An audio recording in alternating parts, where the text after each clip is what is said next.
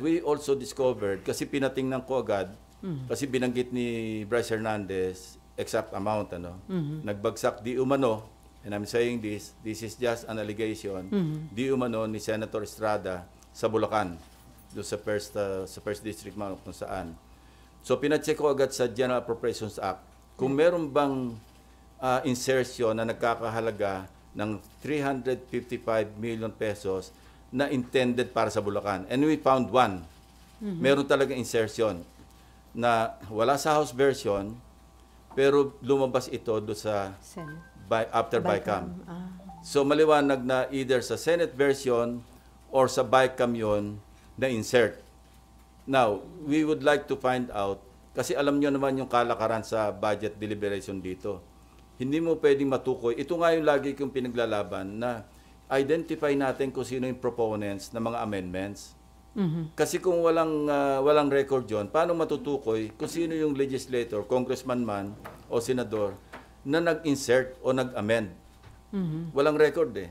Ang record lang dito is a piece of paper, whether toilet paper or yellow pad or yung stationery, minsan doon lang sinusulat. Ang may hawak nito, yung chairperson ng Finance Committee or yung Appropriations Committee chairman. Now, kung merong confirm na merong 355 million pesos na talagang nai-allocate para sa Bulacan.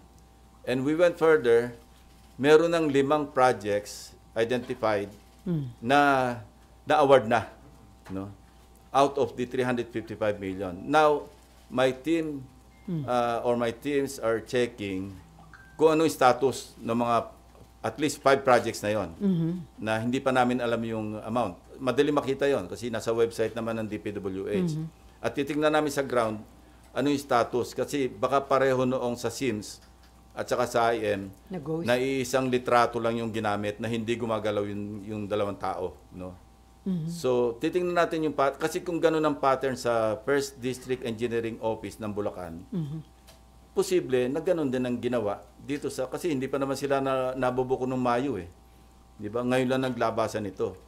Kung magre-remedyo naman sila, kaya I'm free to announce it to you, hindi nila kayang gawin yung, kung halimbawa naghahabol sila, ay subukan nila yung 2 days na makasingil sila ng 46%.